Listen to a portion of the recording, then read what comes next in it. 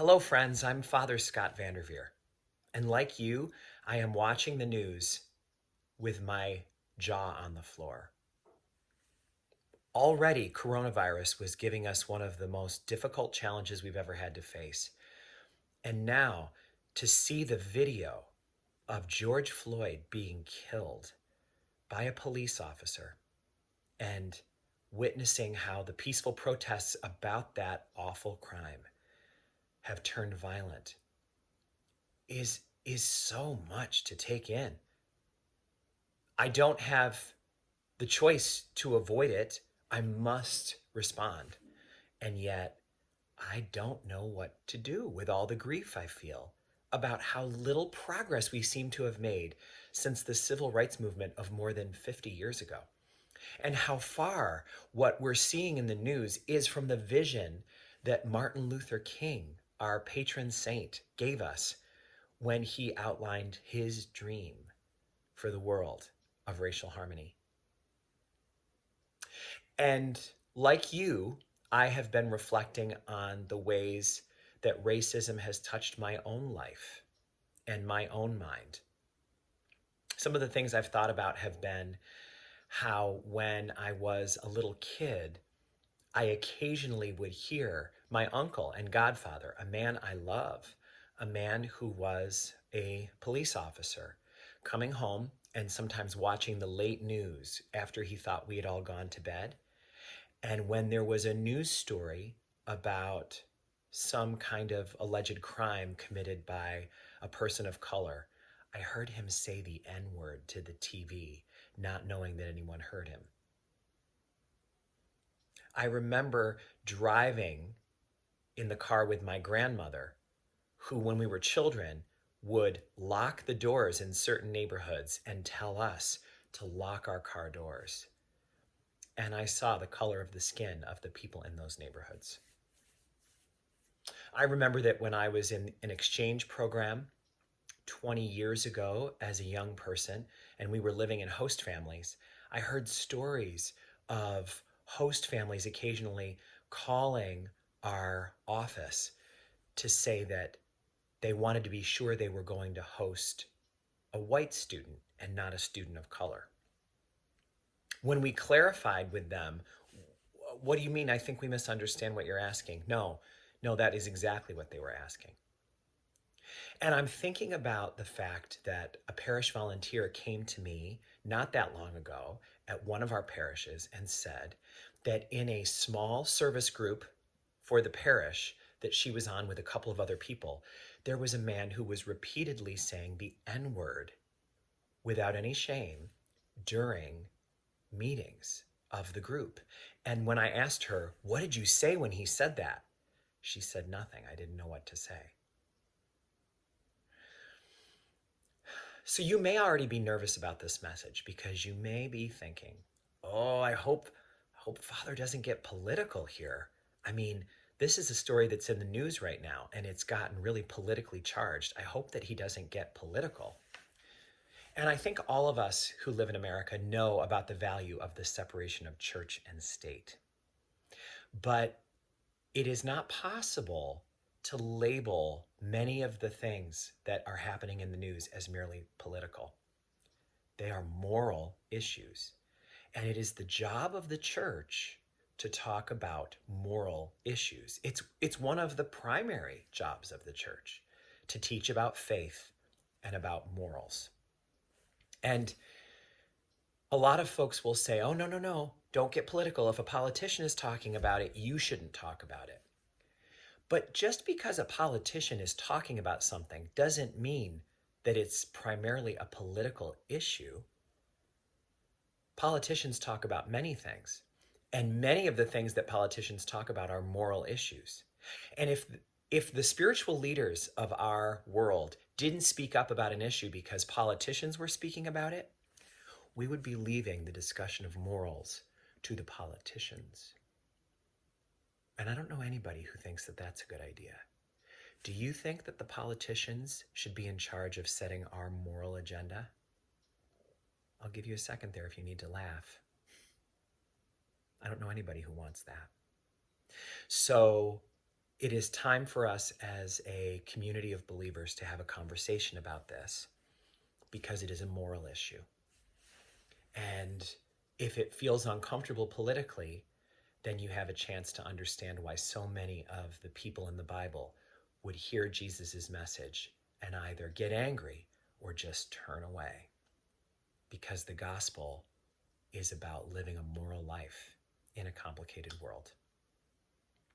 There are two spiritual principles that I think can shed some light to our conversation on racial harmony. And I'd like to outline these principles for you and then maybe talk briefly about what they mean for us. Principle number one: it is often the job of those on the fringe of a situation to bring about justice and unity.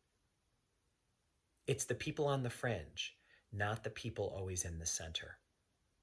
I'll tell you where I learned this spiritual principle.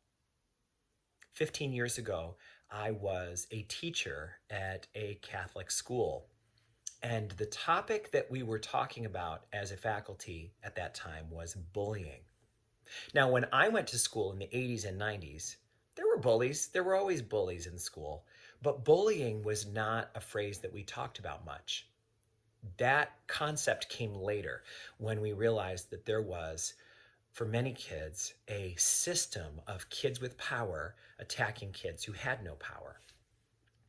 And so we had a team of experts come in to train our faculty on how to educate against bullying and how to prevent bullying in the school. And here's what these bullying educators, they were a team of psychologists who worked with an anti-bullying initiative. And here's what they taught us. Many teachers focus on the actions of the bully or the actions of the victim of the bully. But it is not the bully or the victim of the bully that have the biggest influence on bullying in a school. It's the bystanders. It's the bystanders, the ones who actually have nothing to do with it. They're not doing the bullying and they're not being bullied, but they're standing there looking at it, hearing it. Maybe from a distance, maybe on the fringe. Maybe they just overhear it, or maybe they're right there watching it. But what we learned is the thing that changes the culture of a school where there's a bullying problem is when the bystanders say, no, not on my watch, not at my school. When the 99% of the people that aren't involved in the situation turn to the bully and say, not here, you don't get away with that here, that changes the culture of the organization. When the bystanders won't put up with the behavior of the bully, then the victim becomes freed automatically. The bystanders have a lot of power in bullying and in other spiritual situations too. Spiritual lesson number one: those on the fringe of a situation, the bystanders, often have the most power to change the situation. Spiritual principle number two: sometimes you think you know how to perceive what another person or another group is going through, and you're not taking in the whole picture. I'll never forget the day that I learned this lesson firsthand. It's another teaching story. I was in the faculty room with a bunch of other teacher friends, and I was talking about how much I loved living in Boston, which is the city I lived in at the time. I was in my 20s, I was single, and I treated that whole city like my backyard. I just loved it. And I was talking about how nice it was to feel safe in Boston. I said, it's a beautiful city and it feels very safe. And I said, I really feel like I could go to any neighborhood of Boston at any time of day or night. If I were unable to go to sleep and I needed to walk it off, I could go for a walk at 2 a.m. just about anywhere in Boston and feel safe. And one of my female colleagues sitting right nearby me said, you can. She said, no woman can do that. And I said, what? She said, absolutely. I can't walk wherever I want any time of the day or night and feel safe. She said, only men can do that. And at first I thought, is this maybe just about her situation? Maybe is it her neighborhood, or does she have a high level of fear, or is she paranoid? And then I thought, wait a minute. What if this really is how women feel? I have since learned a lot about that issue just by listening, by paying attention. I had a conversation with a friend years after that about parking in parking lots, a similar kind of situation where I said, man, I can't tell you how much stress I've gone through trying to find the best parking spot. And I talked about how funny it is, like that if I'm in a hurry, I want the parking spot closest to the door. But if my Fitbit hasn't registered enough steps that day, then I want the spot furthest from the door. And what my friend said is, that's not what I ever use to decide where I park. She said, if it's nighttime, I don't have many choices. I have to park near a light, near the door, away from a van, not in a secluded or dark area. I have to make sure that there's a safe path from my vehicle to the door, that there's never going to be a time where I'm obscured from view going into the car. Because women don't feel as safe in parking lots at night, because they're not as safe. And again, I thought, how have I missed that half of the human race has been dealing with this the whole time and I didn't know it? I think that's one of the things the Me2 movement has brought us. It's a controversial movement, but it is a movement that has taught all of us. Women were experiencing something so different in the workplace this entire time than men were.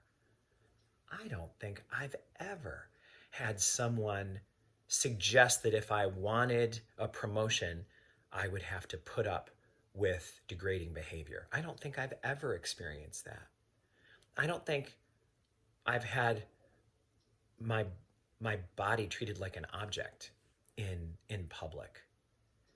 Now, maybe there are some situations where I have, and I know that this is not a situation that leaves men untouched. Many men have experienced this too, but every woman has. Every woman has. And we as a society have developed a phrase to excuse this being a dynamic. We say things like, boys will be boys.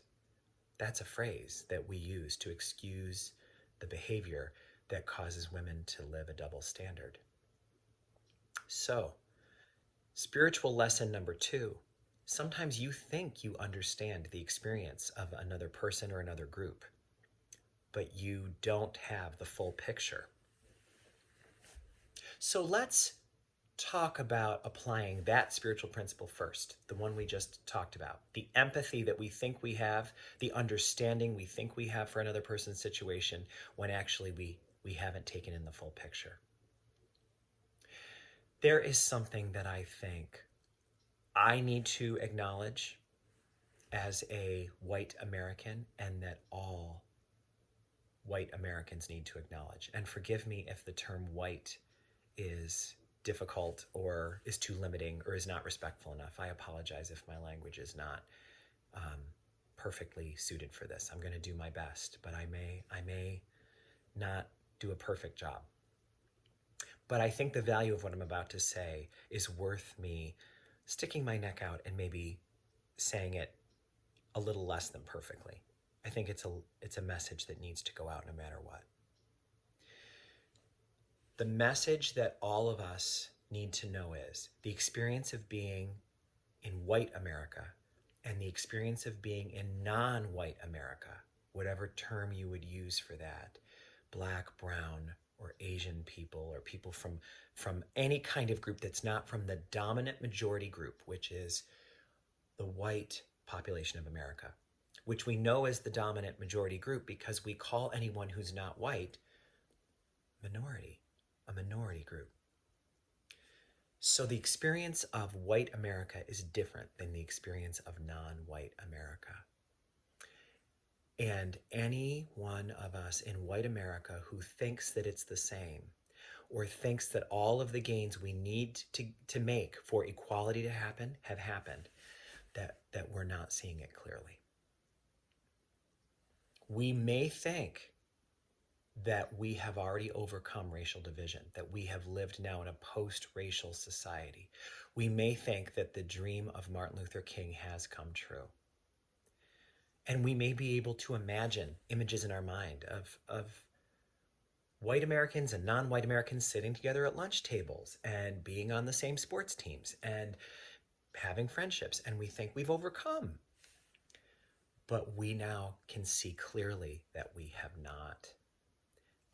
That the distance between the experience of being a white person in America and being non-white in America is really significant.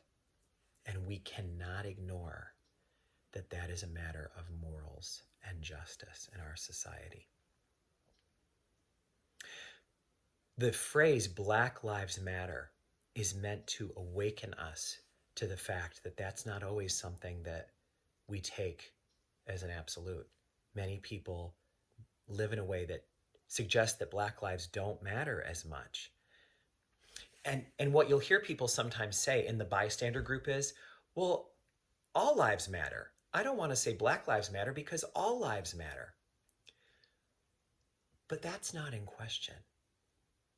No one has to defend that white lives matter. We know that white lives matter.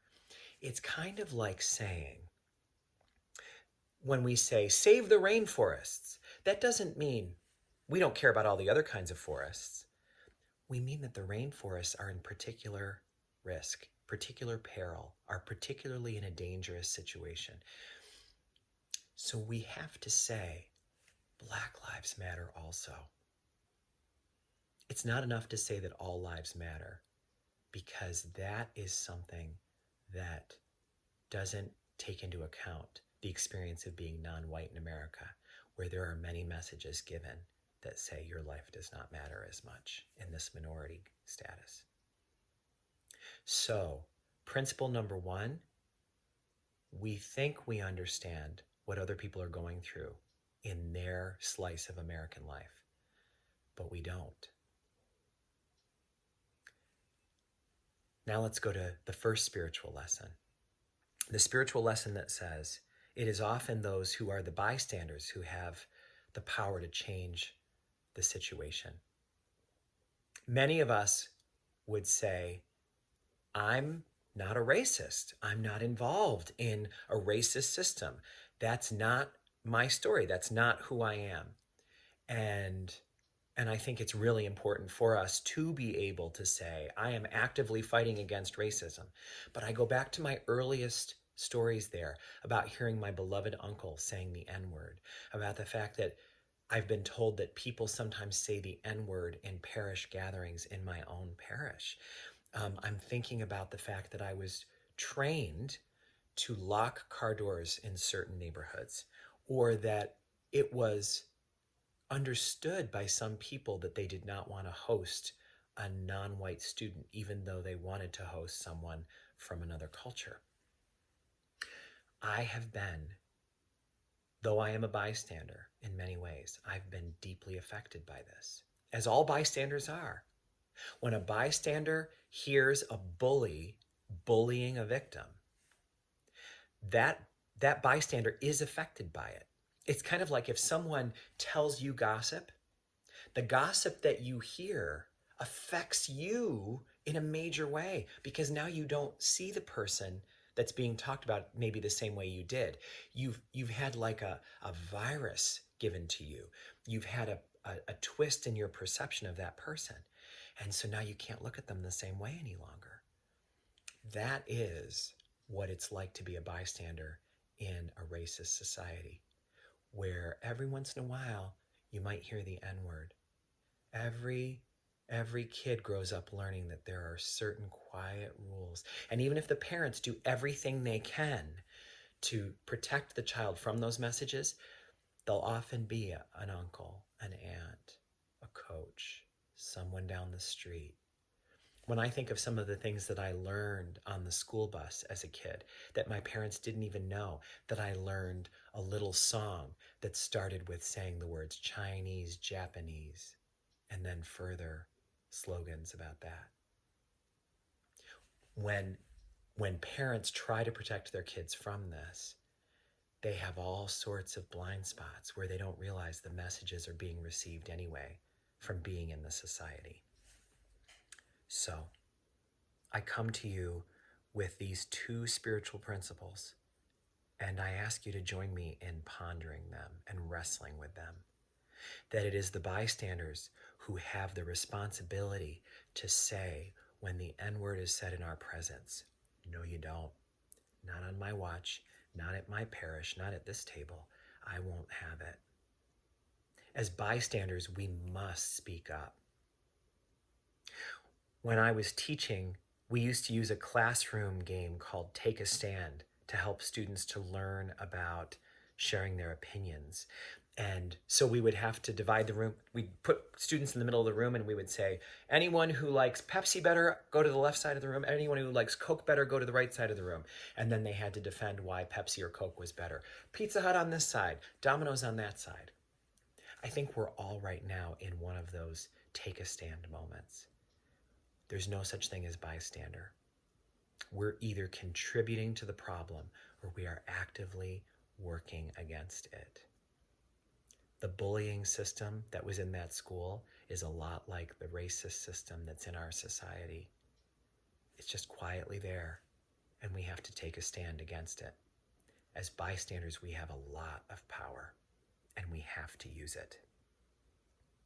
And we have to recognize that we have not fully perceived this situation as it is experienced by others who aren't like us. We need empathy, and we need courage, and we need it now.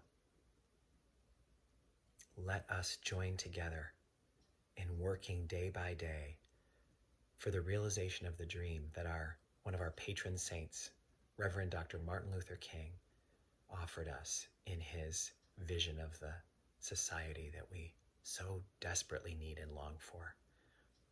And together let us pray that we truly shall overcome one day.